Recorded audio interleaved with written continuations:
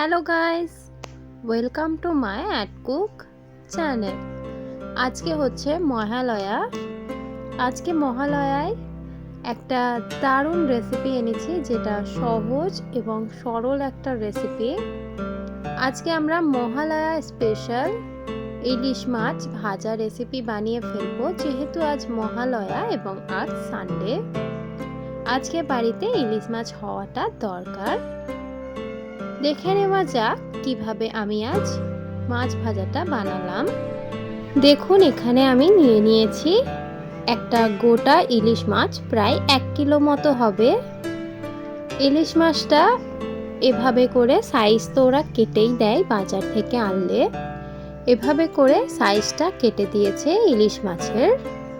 এবং এই ইলিশ মাছগুলো একটু বেশি নরম ছিল।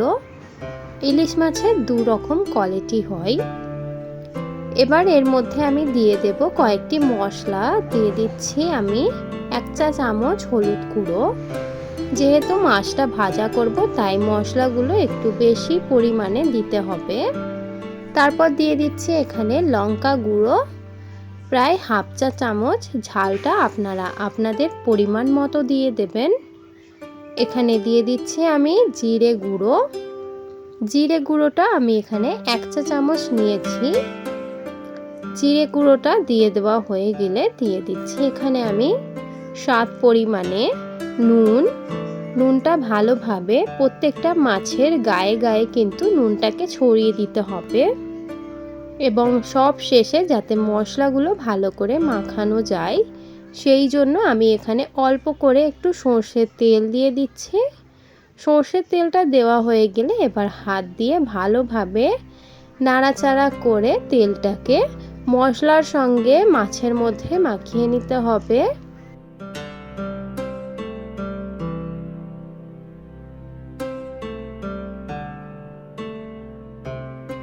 প্রত্যেকটা মাছ এখানে ভালোভাবে হাত দিয়ে নাড়াচাড়া করে মশলার সঙ্গে ঘষে ঘষে মাখিয়ে নিতে হবে।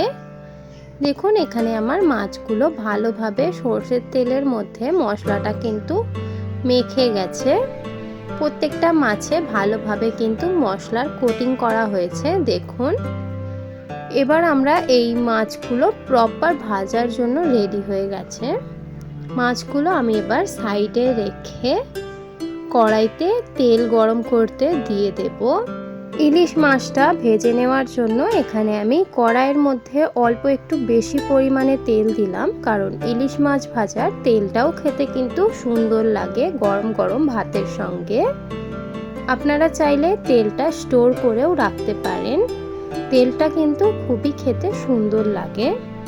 এবার তেলটা গরম হয়ে আসলে দিয়ে দিচ্ছি এখানে আমি একটা নয় 2টো কাঁচা লঙ্কা চিড়ে নিয়ে দিয়ে দিচ্ছি, যাতে মাছের মধ্যে একটা কাঁচা লঙ্কার একটা সুগন্ধটা ভেতরে ঢোকে।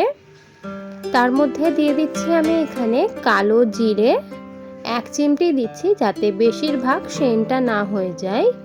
এবার ভালোভাবে তেলটা 70% গরম হয়ে আসা পর্যন্ত এই দুটো জিনিসকে নাড়াচাড়া করে ফোড়ন দিয়ে নেব তেলের মধ্যে।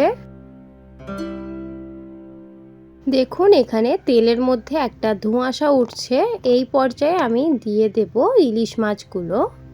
একটা একটা করে ইলিশ মাছ সাবধানে কিন্তু এই তেলের মধ্যে দিয়ে এবার ভালোভাবে 60% ভাজা ভাজা হয়ে আসলেই আমাদের এই ইলিশ মাছটা ভাজা হয়ে যাবে।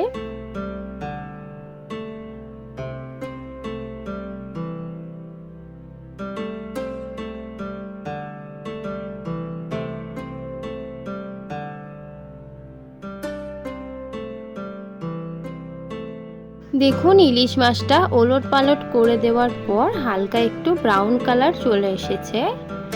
এই পর্যায়ে ইলিশ মাছ কিন্তু ভাজা পুরোপুরি রেডি। অপর দিকটাও লাল হয়ে আসলে দেখুন, আমি ইলিশ মাছটা আপনাদের একটা দেখাচ্ছি কতটা সুন্দর হয়েছে ইলিশ মাছ ভাজাটা। এভাবে করে বাড়িতে মহালয়ার দিনকে ইলিশ মাছ ভাজা বানিয়ে নিন। এবার এগুলোকে তেল ঝরিয়ে তুলে নিয়ে তেলটাকেও সার্ভ করে নেব এবং মাছটাকেও সার্ভ করে নেব।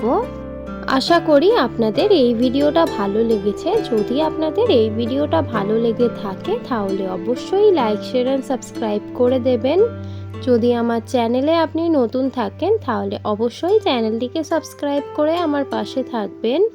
দেখা হবে নেক্সট ভিডিওতে। আজকের এই ভিডিওটা দেখার জন্য অনেক অনেক ধন্যবাদ।